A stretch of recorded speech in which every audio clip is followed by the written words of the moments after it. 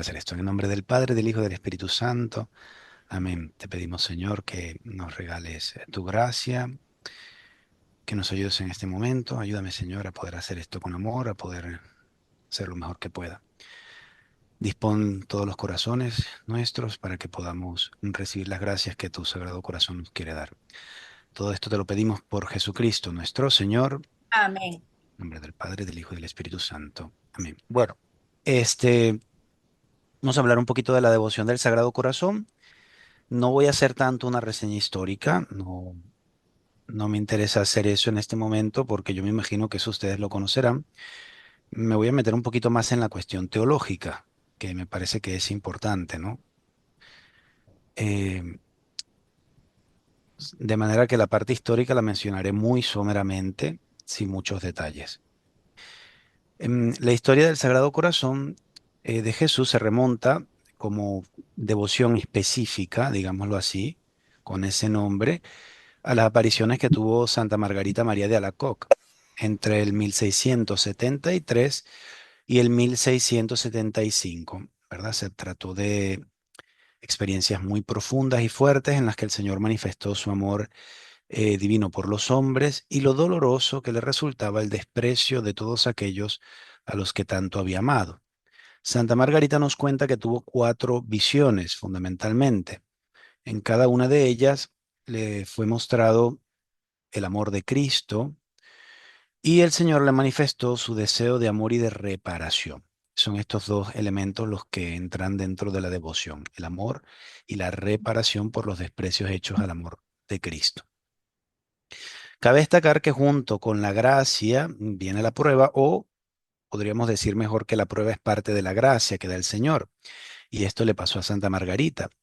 El Señor le prometió no solamente abundancia de gracia, sino también de humillaciones. Margarita habría de experimentar no solamente un dolor continuo en su costado, que esto se lo regaló el Señor, sino que en las vísperas de jueves a viernes experimentaba una tristeza profundísima, que era la misma del Señor en el huerto de los olivos. Es decir, Margarita se unía al corazón de Cristo de una manera fortísima. Se cumplía en ella lo que dice San Pablo en la carta a los Colosenses, que dice San Pablo que completa por medio de sus sufrimientos lo que falta a la pasión de Cristo por su cuerpo, que es la iglesia. El corazón de Cristo no puede ser visto simplemente como un órgano separado de la persona de Cristo. En la Escritura, el corazón es el centro en el que confluyen todas las dimensiones del hombre, de la persona. Así, en el corazón de Cristo contemplamos el Verbo eterno de Dios encarnado que nos ha amado hasta el extremo, no solo con un amor divino, sino también con un amor humano. Un amor tan fuerte que cuando lo extendió hacia Santa Margarita, ésta no podía soportar el ardor que provocaba tal amor. Eh, Hace un tiempo a mí me pidieron hacer una charla sobre esta devoción desde el punto de vista bíblico, y pues yo me topé con algo que es muy interesante. En el Evangelio de San Juan, me imagino que se acordarán que todo el primer capítulo de San Juan es un himno cristológico, no es un himno sobre la encarnación del Verbo, ¿no? En el principio existía la palabra y la palabra estaba junto a Dios y la palabra era Dios, etcétera, ¿no? Em, en el versículo 18 se nos dice que nadie ha visto a Dios, pero el Hijo, que está en el seno del Padre, nos lo ha dado a conocer. Esto es Juan 1,18. Esto es sumamente interesante porque en el capítulo 13 del mismo Evangelio se nos relata que el discípulo amado se recuesta en el pecho de Jesús y que Jesús al morir, esto en el capítulo 19, es traspasado con una lanza y de su costado sale sangre y agua y nace la iglesia. A mí me pareció esto sumamente interesante porque es como si el Evangelio nos estuviera hablando de dos procedencias. El Hijo procede del corazón del Padre, del pecho, del seno del Padre, y la iglesia procede, y con el discípulo amado, procede del corazón de Cristo. Por otra parte, el costado traspasado del Señor, es decir, ese corazón traspasado que nos manifiesta la herida de amor, nos hace ver una herida de amor. Cuando el Señor se lo muestra a Santa Margarita, se lo muestra herido y coronado de espinas. Eh, Nos hace ver esto, que Cristo nos ama hasta el extremo, pero también que nosotros no lo hemos amado lo suficiente, no lo hemos amado lo suficiente. Lo hemos condenado a muerte, lo hemos despreciado y lo despreciamos continuamente. Es decir, nos muestra un amor herido. Dice San Buenaventura, cito, el amor de nuestro Señor fue traspasado por una lanza para que por la herida visible veamos la invisible herida de amor. Podría resonar en nuestra cabeza aquel poema de Oseas en el que Dios se queja de la infidelidad de su esposa, que es el pueblo de Israel, y se plantea la manera de castigarla para que vuelva a él. Pero al final no puede soportar ver a sus amados sufrir y dice, y cito a Oseas 11,8, ¿cómo voy a entregarte, Efraín? ¿Cómo voy a soltarte, Israel? Voy a entregarte como a Admá y tratarte como a Seboín. Mi corazón se convulsiona dentro de mí y al mismo tiempo se estremece en mis entrañas. Ante un amor así, pues nuestra respuesta se muestra siempre débil, siempre marcada por nuestros límites. Podríamos sentirnos como Pedro, a quien el Señor le pregunta en el epílogo del capítulo 21 de San Juan, ¿me amas más que estos? Y Pedro le responde, sí, Señor, tú sabes que te quiero. Efectivamente, en este pasaje San Juan resalta, en este pasaje de San Juan, resulta maravilloso porque nos muestra cómo Jesús se va abajando hasta nuestro cariño, que muchas veces no llega ni siquiera a ser amor. La primera pregunta es la del amor total. ¿Me amas más que estos? Aquí hay un comparativo. Es decir, ¿me amas más de lo que me aman los demás? La respuesta de Pedro habría sido una herida en el corazón sacratísimo de Cristo, porque Pedro responde, sabes que te quiero. Pedro ha experimentado el fracaso en el amor de Cristo, lo ha negado cuando decía que iba a dar la vida por él. Por eso no se atreve a usar el verbo que usa Jesucristo. Jesucristo usa el verbo agapo, que es el verbo del amor. Y Pedro utiliza el verbo fileo, que es el verbo del querer, te quiero. Pero el amor de Cristo es inmensamente misericordioso y repite la pregunta de una forma diferente. Pregunta, ¿me amas? Ha quitado la comparación. Ya no le pregunta por un amor superior al de los demás, sino simplemente por el amor. Y aún así Pedro se da cuenta que ni siquiera ha llegado a esto. Responde nuevamente, sabes que te quiero. Por tercera vez Jesús pregunta, pero esta vez se ha puesto al nivel de Pedro. Le dice, Simón, hijo de Juan, ¿me quieres? Aquí aparece la tristeza de Pedro. Se ha dado cuenta de que no puede amar a Cristo en una dimensión de entrega total. Solamente lo puede querer. Se ha dado cuenta de que nadie tiene mayor amor que el que da la vida por los amigos y al mismo tiempo de que Él lo ha negado 3 veces para salvar la vida, después de haber asegurado que la sacrificaría por Cristo. ¿Cómo entonces corresponder al corazón de Jesús, a este amor herido? La única manera es con la gracia del Espíritu. San Agustín decía al Señor en sus confesiones, dice, dame lo que me pides y pídeme lo que quieras. Si el amor de Dios no ha sido derramado en nuestros corazones, nuestra devoción al Sagrado Corazón será manifestación de un amor incompleto. Es por ello que meditar el misterio del amor encarnado de Cristo nos tiene que ayudar a desearlo, a dolernos por nuestros pecados y debe al mismo tiempo iluminar la profunda acción de Cristo que nos quiere purificar en el amor. Esto es precisamente lo que vivió Santa Margarita, que deseaba con todas sus fuerzas amar a Dios y recibir la comunión, padecer a consecuencia del deseo de amar y deseaba morir para así unirse con su gran amor, que era Cristo, aunque si el Señor lo quería, aceptaba esperar hasta el juicio final. Hemos de recordar que cuando la santa relató las apariciones, nadie le creyó y que en un primer y que incluso la superiora en un momento llama a unos teólogos porque no sabía qué hacer con esta monjita y estos teólogos muy doctos que la evalúan le llegan a decir incluso que esas visiones eran obra del demonio y esto creó una reacción en la comunidad. Muchos cuando la veían meneaban la cabeza, otras incluso la rociaban con agua bendita cada vez que le pasaban al lado. O sea, la humillaban continuamente. Esta era la humillación y el desprecio de Cristo en el que ella estaba participando como reparación por ese corazón herido de amor y de desprecio. El amor, decía Benedicto XVI, tiene dos dimensiones fundamentales, el eros y el ágape. El eros es el amor sentimental, el cariño que surge de manera espontánea ante el objeto amado. Es el deseo de unidad ante el amado. Es algo así como la ilusión de los enamorados, ¿no? Eso es amor de eros. El ágape, en cambio, es el amor de relación, es un amor sacrificial que se dona, que da su vida desinteresadamente.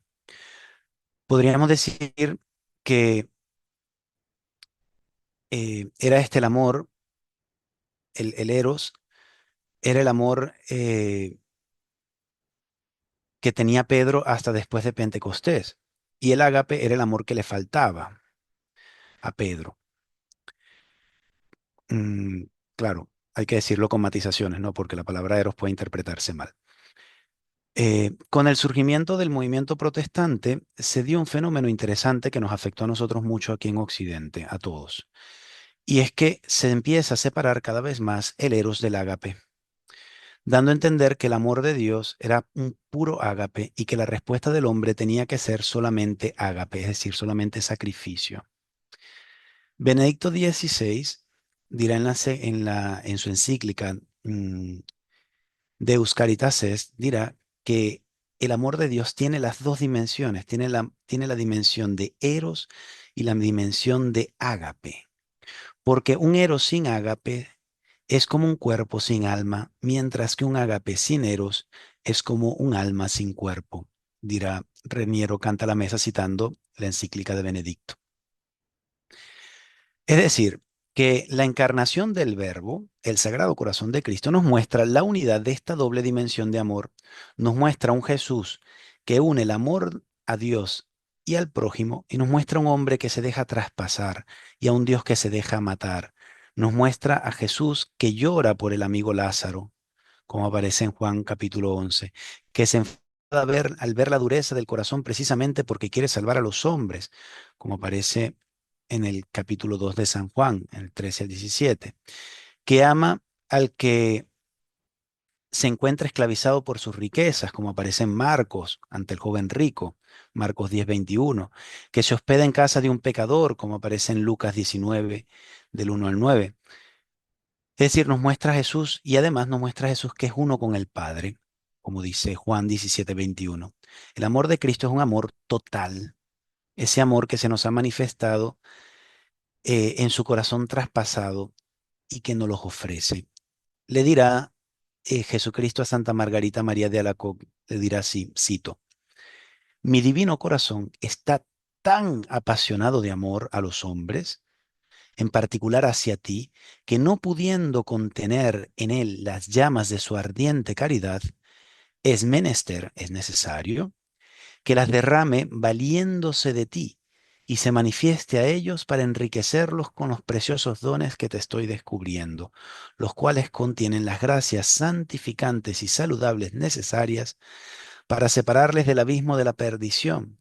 Te he elegido a ti como un abismo de indignidad y de ignorancia, a fin de que todo sea obra mía. Curiosamente, Dios se vale siempre de lo pequeño y despreciable para confundir a lo fuerte, dirá San Pablo en la primera carta a los Corintios, específicamente en el capítulo 15, versículos 25 al 29. Así se vale de esta religiosa pequeñita, que no tenía mucha formación, para revivar y difundir lo que hasta ese momento había sido una devoción más o menos privada, porque, claro, el Sagrado Corazón siempre se ha adorado, de alguna u otra manera siempre se ha hablado de esto, del corazón traspasado de Cristo, porque ya aparece en el Evangelio. Pero Él se sirve de esto para que llegue a todos los hombres la noticia de este amor herido. Así pues, por esta monjita se encendieron nuevamente las llamas de los corazones y se fue propagando y afianzando con más fuerza la devoción al Sagrado Corazón, hasta que Pío IX la extendió como fiesta universal. En el año 1899, por iniciativa de León XIII, toda la humanidad fue consagrada al Sagrado Corazón. Y en 1956, el Papa Pío XII publicó la encíclica Aurientis Aquas, donde explica toda la doctrina de la devoción. En esta última encíclica se explica, tal como hemos mencionado de pasada, la razón teológica de nuestro culto de latría al Sagrado Corazón. Dice así: el primero, común también a los demás miembros adorables del cuerpo de Jesucristo, se funda en el hecho de que su corazón, o sea, los motivos por los cuales hay que adorarlo, ¿no? Las razones teológicas del culto de la tría, dice. La primera razón sería que que se extienda a los demás miembros adorables del cuerpo de Jesucristo se funda en el hecho de que su corazón, por ser la parte más noble de su naturaleza humana, está unido hipostáticamente a la persona del Verbo de Dios y por consiguiente se le ha de tributar el mismo culto de adoración con que la Iglesia honra la persona del mismo Hijo de Dios encarnado. Es una verdad de la fe católica solemnemente definida en el Concilio Ecuménico de Éfeso y en el Segundo Concilio de Constantinopla. El otro motivo se refiere ya de manera especial al corazón del Divino Redentor y por lo mismo le confiere un título esencialmente propio para recibir el culto de la tría. Su corazón, más que ningún otro miembro de su cuerpo, es un signo o símbolo natural de su inmensa caridad hacia el género humano. Es innata al Sagrado Corazón, observaba nuestro predecesor León XIII, de feliz memoria, la cualidad de ser símbolo e imagen expresiva de la infinita caridad de Jesucristo que nos incita a devolverle amor por amor. Entonces, la pregunta sería, ¿por qué adoramos el corazón de Cristo? Porque al ser miembro del cuerpo de Cristo, participa de la unión con la persona del Verbo y porque el corazón es el signo natural de amor, de caridad. Creo que esto pues no es necesario explicarlo demasiado. Cada vez que queremos representar el amor dibujamos o hacemos gestos que se parecen a un corazón. Pero precisamente el hecho de que adoremos a Cristo en una mm, en una advocación que hace referencia a un miembro físico, nos habla de la integridad del amor que le profesamos. No adoramos a Cristo como separado de su humanidad, sino de la unidad, de su unidad. Adoramos a Cristo en su unidad más radical, que sin embargo no anula la diferencia. El corazón físico de Cristo, como signo natural de su inmensa caridad, nos conduce de manera directa a su amor divino. Dicho con palabras simples, en Cristo el amor humano y divino están unidos en la persona del Verbo, y eso es lo que adoramos y amamos. El corazón nos habla de un amor humano total que solo es posible por su origen en el amor divino que emana del Verbo. Eh, Muchas veces se corre el riesgo con esta, bueno, con todas las devociones, ¿no? Pero cuando se habla del Sagrado Corazón, de quedarse solamente en una cuestión sentimental, y no es así. Es algo muy profundo. Eh, en el concilio de Calcedonia se habla de que se dice algo muy interesante. Se dice que el Verbo de Dios, el Hijo de Dios, ¿no? Y, mm, la persona, o sea, la naturaleza humana de Cristo están unidos de forma personal. Y dice el Concilio de Calcedonia que están unidos sin confusión, sin cambio, sin división y sin separación.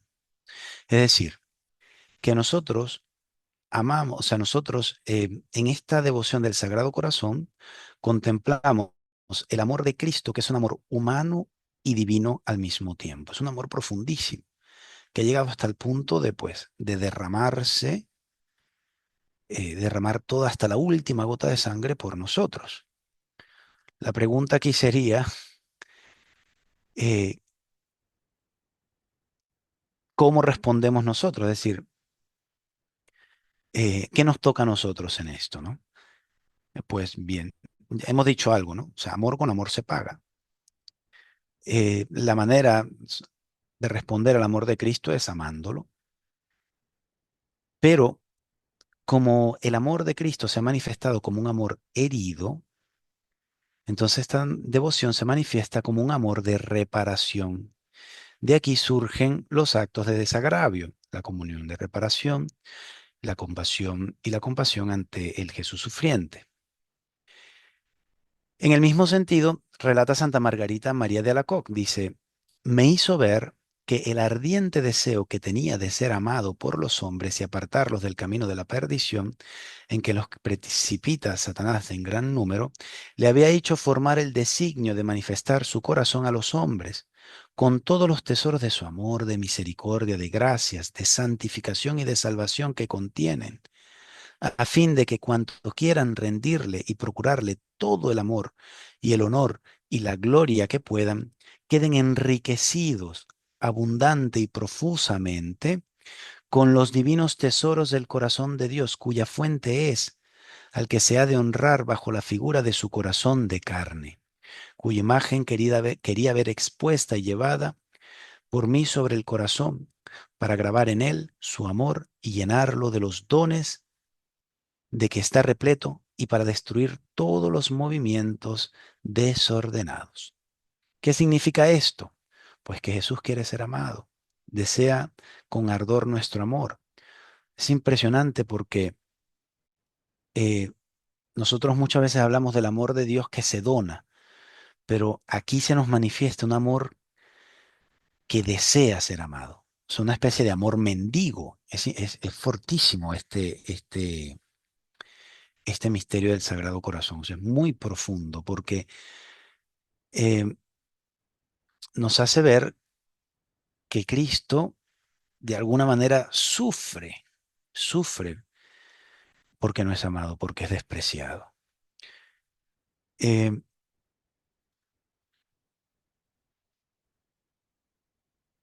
Nosotros muchas veces nos quedamos a medio camino. Muchas veces hablamos solamente del amor que Dios nos tiene, de que Cristo nos tiene, pero no hablamos del amor que Él desea de nosotros.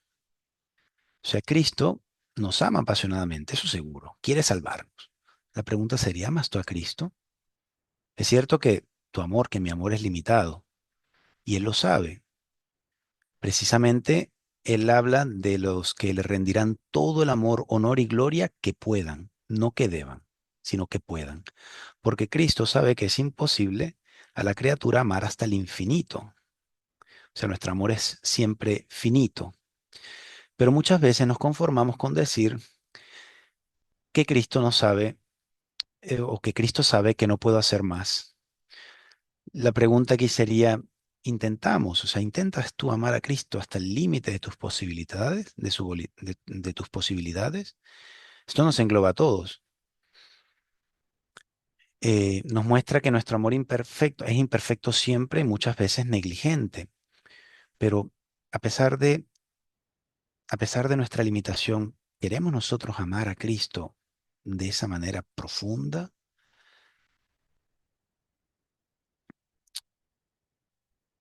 Esto nos muestra también que nuestro amor es perfectible, es decir, que nosotros podemos ensanchar los límites de nuestro corazón. Decía San Agustín que eh, el deseo del corazón es ya una oración y que en esta vida nosotros tenemos que ir ensanchando ese deseo. Él dice en una de sus alocuciones, dice que nosotros en el cielo seremos como copas, ¿no? Cada quien de diferente tamaño, de acuerdo a la cantidad en la que, o sea, la medida en que haya ensanchado el corazón. Todas estarán plenamente llenas cuando estemos en el cielo, pero no todas serán del mismo tamaño. Eso es una invitación a que nosotros de verdad ensanchemos o sea, nos llenemos de tal modo del deseo de amar a Cristo que nuestro corazón se vaya dilatando para que en el cielo gocemos profundamente de este amor. Entonces, eh, esta es la breve charla que yo he preparado. Un poquito quería hablar era de esto, ¿no? Del amor de Cristo, pero no solamente del amor que Cristo nos tiene, sino del amor que Cristo desea. Y cómo este amor de Cristo se ha bajado hasta nosotros, hasta nuestra pequeñez, para pedirnos eh, que seamos hostias, ¿no? O sea, que nos sacrifiquemos por amor a Él. ¿Hay alguna pregunta hasta acá? Sí, dejamos abierto el micrófono. Los que deseen hacer alguna pregunta al padre pueden hacer la manito. Mm, eh, Me llama la atención que usted dice que el amor de Cristo, de Jesús, pues en el Corazón de Jesús, es un amor mendigo. Eso me pone triste.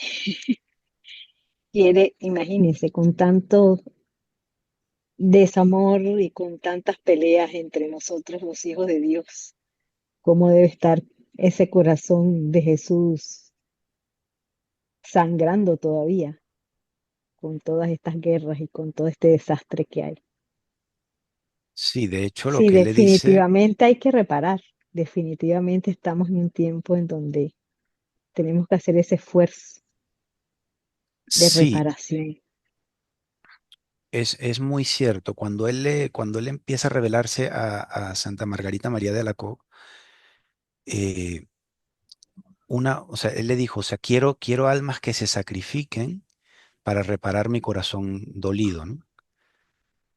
O sea que en el fondo, o sea, es una misión, bueno, es una misión preciosa, es ser cristiano, porque el cristiano completa en su cuerpo lo que falta a la pasión de Cristo, que no significa que la pasión de Cristo esté incompleta, significa que la pasión de Cristo se tiene que verificar en nosotros, porque si ustedes han leído la carta a los Corintios, por ejemplo, en el capítulo 12 dice que nosotros somos miembros del cuerpo de Cristo, ¿no? Y dice, cuando un cuerpo sufre, todos sufren con él.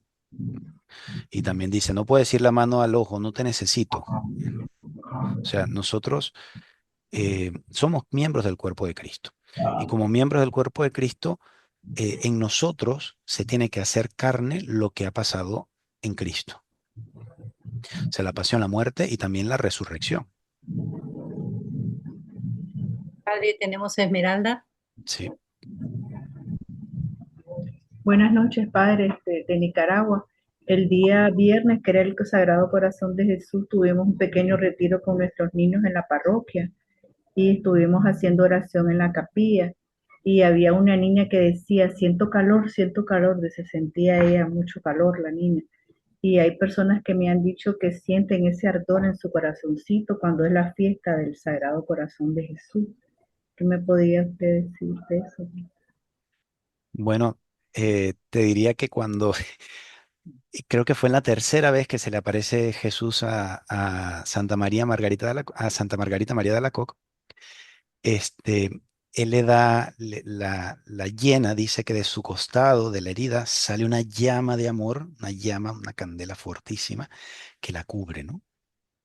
Y ella empezó a sentir un calor inmenso, un fuego tan abrasador de amor que llega un momento que ella pide clemencia, ¿no? Por su debilidad, ¿no? Porque no puede amar, o sea, no puede soportar tanto amor. Y él le dice, yo seré tu fortaleza. Pero también nos cuenta la historia, o sea, los hechos dicen que después de que Santa Margarita empezó a tener esas visiones, ella siempre sufría de fiebre. Nunca se le quitaba la fiebre y siempre sentía ese calor. O sea, yo pienso que el Señor, sí, hay almas a las que el Señor les regala participar de una manera especial, de una manera muy directa de ese calor de amor. Claro que todas esas cosas siempre hay que conducirlas con mucho discernimiento, ¿no? Porque nosotros no podemos quedarnos solo en lo sensible, que no significa que lo sensible sea malo. O sea, a mí tampoco me parece, o sea, a veces tendemos a caer en dos extremos que son negativos. Uno es de sobrevalorar lo sensible y otro es el de infravalorar lo sensible para solamente valorar lo abstracto. O sea, como una especie de espiritualidad que no tiene carne, que tampoco es justo, tampoco es bueno. Porque precisamente el corazón de Cristo nos muestra un amor encarnado, un amor que también se hace sensible, en el que Jesucristo llora, en el que Jesucristo, o sea, todo. ¿Qué es lo que qué es lo que hay que hacer ver? Pues, bueno, que ese amor sensible que sientes, que ese calor que sientes, te lleva no solamente a quedarte allí, sino a amar al prójimo, ¿no? A poder, como le dice Jesucristo a Santa Margarita, le dice, o sea, yo quiero que por medio de ti, estas gracias de mi amor se derramen a todos, ¿eh? Porque el amor es como el agua, ¿no? Bueno, es que el amor de Dios dice San Pablo en la carta a los Romanos en el capítulo 5, versículo 5, eh, dice que el amor de Dios ha sido derramado en nuestros corazones por el Espíritu Santo que se nos ha dado. Y, y es interesante que diga esto porque cuando Jesucristo habla del Espíritu, habla de agua. Dice en el capítulo 7 de San Juan, ¿no? 7:37 dice, el que crea en mí de su interior mandarán torrentes de agua viva. ¿Qué pasa con el agua? Pues que el agua no se puede quedar estancada, el agua tiene que correr.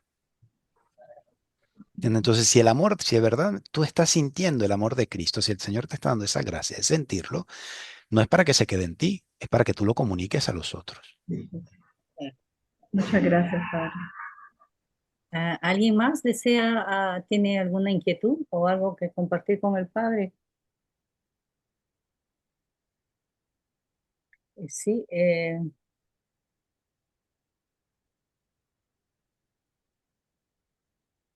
no veo a nadie alzando la mano. Si no saben alzar la mano, tomen la palabra. Dale. Hola, hola, buenas noches. ¿Qué tal, Ani? De Panamá. Hola, sí, una pregunta, digamos, tal vez puede ser tonta, pero cuando hay unas personas que dicen que uno debe ir a misa el primer viernes de cada mes, en algunas parroquias hacen adoración, en otras no lo hacen, pero la misa del primer viernes de cada mes lo ofrecen al Sagrado Corazón de Jesús. Esa misa particular es por reparación, Según porque nunca lo la... han dicho, Ujú. o por lo menos nunca lo he escuchado, que lo digan en la misa de que es una misa de reparación. Pero quería saber si esa devoción de que hay personas que tienen que el primer viernes de cada mes van siempre a Ujú. misa y quería saber si era por reparación o si hay alguna otra cosa, digamos, detrás de esa devoción. Bueno, lo que le dice Jesús a Santa Margarita es que ella comulgue siempre que pueda, ¿no? Pero sí le dice que la comunión del viernes, esa comunión del primer viernes de cada mes, es una comunión de reparación. Así Eh, que cuando uno va a misa y comulga el primer viernes de mes, está Se- colaborando, digamos, con la reparación por los que no creen, no confían, no adoran Sí, al naturalmente, Señor. o sea, naturalmente tú puedes hacer todas las comuniones, tú puedes hacer muchas obras de reparación, solamente esa, pero esa es una que él le pidió a Ok. Margarita. Padre, pero, o sea, tiene que haber la intención también de la persona, supongo, ¿no? Hacer, o sea, hoy día voy a recibir la comunión con esta intención de reparación, o sea, tenerlo, hacerlo claro, ¿no? Ah, Claro, o sea, siempre la intención es importante, por supuesto. Yo te digo sinceramente, yo pienso que una persona que comulga por amor, que comulga con amor, siempre quiere reparar. Porque cuando tú te das cuenta de que el corazón de Cristo está herido por ti, entonces cada comunión se vuelve un acto de reparación. Pero es verdad que en ese viernes, específicamente, digamos, esa es como la intención primaria. bien, gracias. Ok. Muchas gracias, Padre.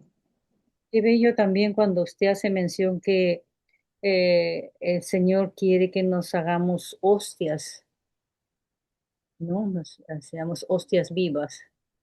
¿Puede un poquito ampliar ese punto? Sí, la palabra hostia hace referencia al sacrificio, ¿no? Eh, San Pablo dice en la carta a los romanos que nosotros tenemos que mortificar nuestro cuerpo como hostias vivas o como sacrificios vivos, ¿no? Eh, ¿Qué es lo que está diciendo San Pablo? Bueno, básicamente lo que está diciendo es que hay dos maneras de vivir. O sea, el hombre puede vivir según la carne o según el espíritu. Según el espíritu no significa según el alma, no. Según el espíritu significa según el Espíritu Santo. Eh, en San Pablo, cuando se habla de carne, y en la Biblia en general, cuando se habla de carne, no se hace referencia solamente al cuerpo. Se habla de la persona en su totalidad, pero en su dimensión de criatura. su dimensión limitada. Entonces, cuando San Pablo dice que uno puede vivir según la carne o según el espíritu, quiere decir que tú puedes vivir eh, simplemente como una criatura limitada que no se deja guiar por el Señor, y en ese sentido como una criatura herida por el pecado original, o te puedes dejar guiar por el espíritu y luchar contra los deseos de la carne, o sea, contra los deseos que esa herida del pecado original ha dejado. Recordemos que el bautismo elimina el pecado original, pero no elimina la concupiscencia que queda, ¿verdad? Entonces, la vida del cristiano es una lucha contra la concupiscencia. La vida del cristiano es un, pues, ir mortificando el cuerpo, o sea, estar crucificado con Cristo. Por eso dirá San Pablo en la carta de los Gálatas: vivo yo, pero no soy yo, es Cristo que vive en mí. Y mientras vivo en este cuerpo, vivo en la fe del Hijo de Dios que murió, o sea, que se entregó y murió por mí. Entonces, ¿qué es lo que me corresponde a mí? Si yo estoy unido a Cristo, ¿verdad? Eh, mm, mi vida se deja guiar por el Espíritu, con todos los frutos del Espíritu, ¿verdad? Pero eso significa también que yo no doy cabida a las apetencias de la carne. O sea, vivo crucificado con Cristo, en otras palabras. Entonces, en este sentido, cuando el Señor le dice a Margarita: busco almas que se sacrifiquen, que sean como hostias, que se sacrifiquen para mí, o sea, no está diciendo algo que no haya dicho antes, o sea, que no haya revelado antes. O sea, vivir crucificados con Cristo, que sea Cristo quien vive en ti, o sea, que cuando la gente te vea, vea a Cristo crucificado. Gracias, Padre. Eh, bueno, si hay alguna otra pregunta para dar cierre a la exposición del Padre, tan bella exposición, acá hay muchos comentarios. Eh, Hermosa meditación, muy profunda. Bueno, agradecemos, Padre Israel González, su presencia, su tiempo tan valioso que ha compartido con nosotras, y, y será para otra oportunidad, Dios mediante, poder contar con usted. Las hermanas están dando un like que siempre están contentas y satisfechas y llenas del espíritu de toda la riqueza que usted comparte con nosotros, Ay, Padre. Dios mío, no me ensalce mucho. Pero es así. Bueno, muchas gracias. Agradecemos mucho su tiempo y la dedicación, una hermosa charla que ilustra también mucho el conocimiento y bueno, la hemos grabado para luego compartirla con las demás guías. Y bueno, como siempre, muy agradecidas Un aplauso por así. su plática. Bueno, muchas gracias por la invitación. Muchas gracias, Padre.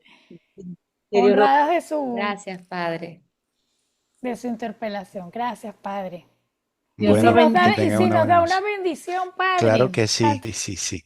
El Señor esté con ustedes. y con tu espíritu. Y la bendición de Dios Todopoderoso, Padre, Hijo y Espíritu Santo, descienda sobre ustedes y los acompañe siempre. Amén. Bueno, pues que tengan una buena noche. Un saludo a todos por allá. Muchas gracias, Y bueno, Padre. unidos en la oración. Recen mucho por mí. Amén, Padre. Cuente con eso. Buenas Muchas noches. gracias. Chao, chao.